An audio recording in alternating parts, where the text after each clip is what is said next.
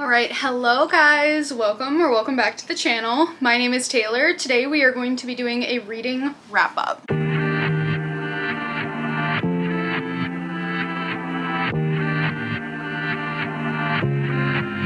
So I know that the last one of these I did from January through about mid-March-ish. So today we're going to be doing mid-March through April and the one book that I've read so far in May. It is May 6th right now, so I've only read one book. I gotta get those numbers up, right? So sit back, grab a little drink, and let's just get started. Don't forget to subscribe to the channel, give the video a like, and let me know what you've been reading recently. I'd love to know. So first up, we have Bi, The Hidden Culture, History, and Science of Bisexuality by Julia Shaw. This book was super dense with lots of studies and statistics about bisexuality.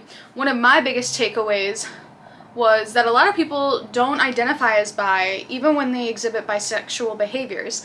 Like in prisons, a lot of people will have sexual relations with someone of the same sex as them, but still identify as straight because it wasn't an emotional thing for them.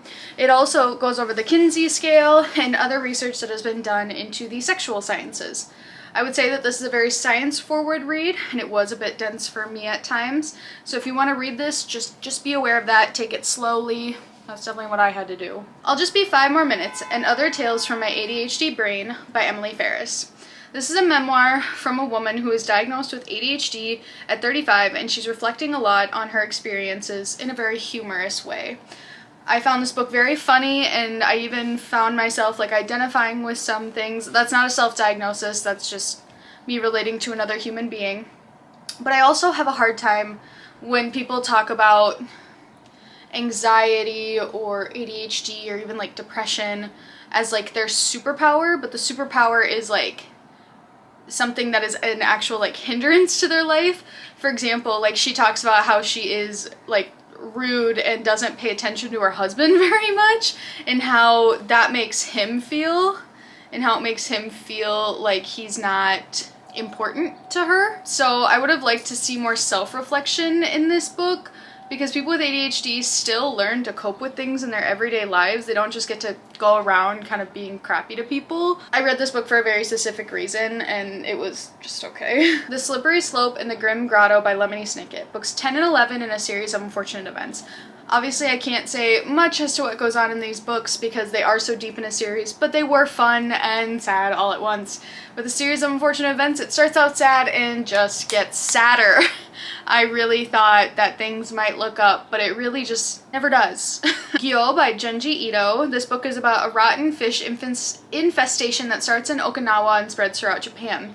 This is a lot of body horror, and it definitely made my stomach churn at times. Smell is a huge thing that is referenced throughout the book, and it honestly felt like I could smell this rotten fish stench. It was a very good read, a very interesting experience.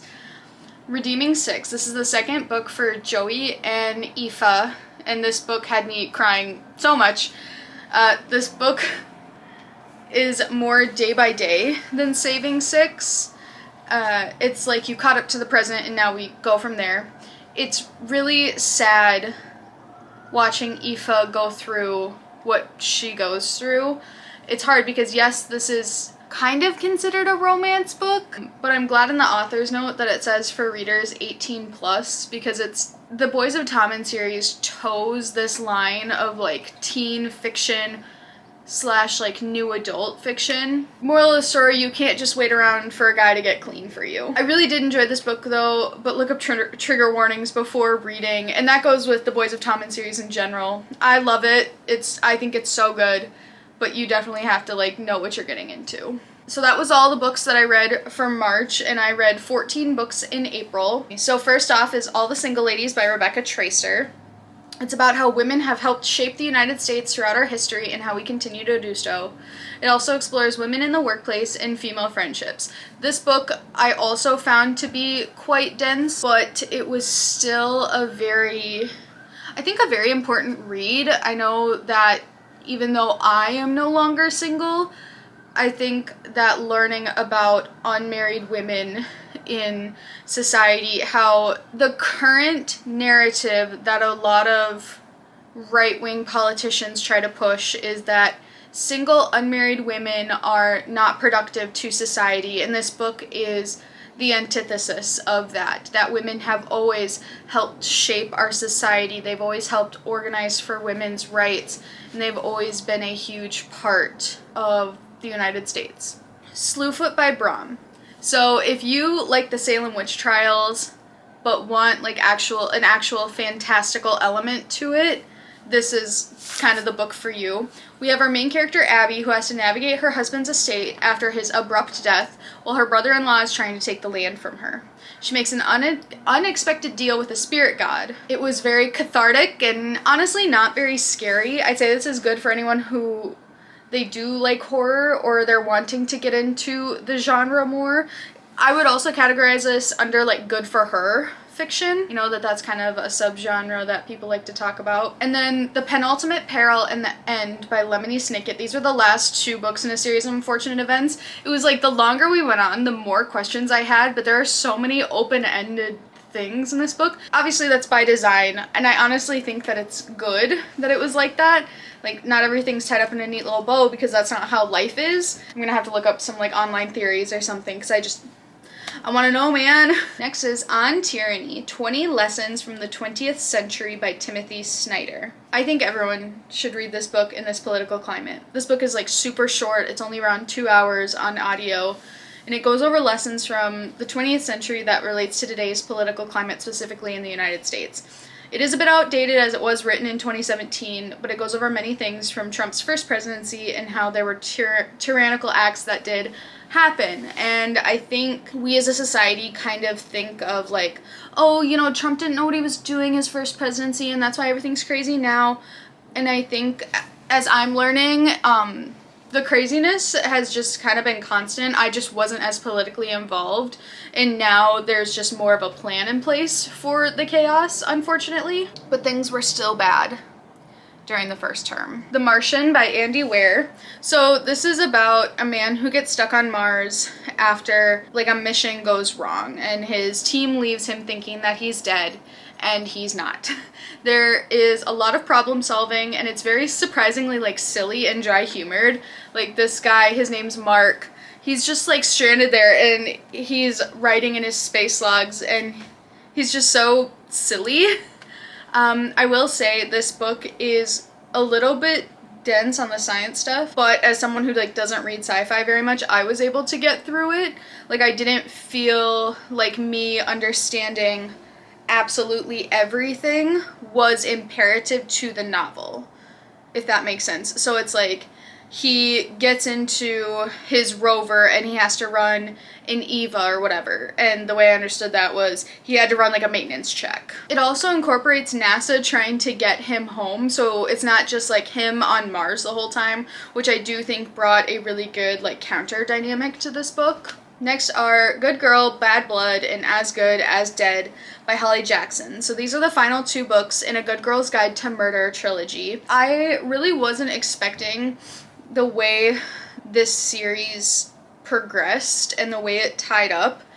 The 3rd book is much darker than the first 2. So I would say proceed with caution on that one, because I know these are YA books, and I wouldn't say that it was like completely outlandish or, you know, it made sense based on what our main character Pip has gone through. I really like Holly Jackson. I want to read more from her. I've read 5 Survive, and I know that she's got a few others. The next is Stitches by Hirokatsu Kiyahara. This is short stories with art by Junji Ito. It's really weird. On both Fable and Goodreads, this book is stated as written by Junji Ito, but that is not correct. It's written by, the short stories are written by Hirokatsu Kiyahara. This is a really fun kind of short read. I didn't find these stories necessarily like scary, but there was one about a woman hanging in front of a door frame, and my bed faces the door, so that really freaked me out for a night. I didn't feel that these short stories were like super fleshed out, but it would be fun for someone kind of getting into the horror genre, maybe someone who doesn't know Junji Ito's like art style as much. you know, and or even just like using these as like campfire stories. I thought that that would be really cool. Sunrise on the Reaping by Suzanne Collins. I know everyone is so hyped about this book right now, and I will say it deserves every bit of hype. I know Haymitch's book has been long awaited, and I feel that it very much delivered. I feel like a lot of people aren't talking about the message that Collins was going for, though. Remember when, you know, she made this announcement, she wanted to talk about like propaganda and how what the government shows isn't always real. But I feel like a lot of people, it just kind of like right over their heads, probably because these sorts of things are so ingrained in our daily lives that we, you know, forget that things are fabricated or that lies are told to us on the regular. I think Haymitch telling off Plutarch was cathartic in a way, and I loved, one of my favorite scenes in this book was when all the District 12 participants are getting like styled, and their stylists come in and all they are worried about is doing a good job for their grade. But they're styling these kids to go into a killing match. It was an amazing read. I'm really excited for this movie and to see kind of what they do with it. Rebecca by Daphne du Maurier. This is the book that Taylor Swift wrote Tolerated about, and I felt it through the entire book. Our main character has a whirlwind engagement to Maxim de Winters and becomes the lady of his estate, Manderley. When she gets there, though, all she hears is about the late Mrs. de Winters, Rebecca. Our main character is isolated in her new home, feeling that she could never live up to Rebecca. We feel that throughout the book with Maxim's indifference towards his new wife, and it just gets more and more tense as the book goes on. It's kind of crazy. Like, we don't even learn the main character's name, the woman whose head we are in the whole time. This is told like through first person. We don't learn her name until 60-70% through the book. It is super good. I also have heard that this is a very intro level classic. I would agree with that. It is a bit longer, but the writing isn't particularly dense. And it is a gothic book, so it's a little bit slow at the beginning, but this book has a huge payoff. The House on Mango Street by Sandra Cisneros. This chronicles a year that our main character lives on Mango Street but explores themes of home, community in an impoverished area. The author also, like at the beginning of the book, the author's note talks about how there aren't really books written from these perspectives, not about renting a home or having to move all the time or how it affects one's family, how these communities help each other out and how they come with their own set of problems that suburbia couldn't comprehend. This is a middle grade young adult book, and it's a banned book, so I consider it essential reading right now. Ripe by Sarah Rose Eater. I would categorize this book as hot, white, woman, sad. That's not a bad thing, though.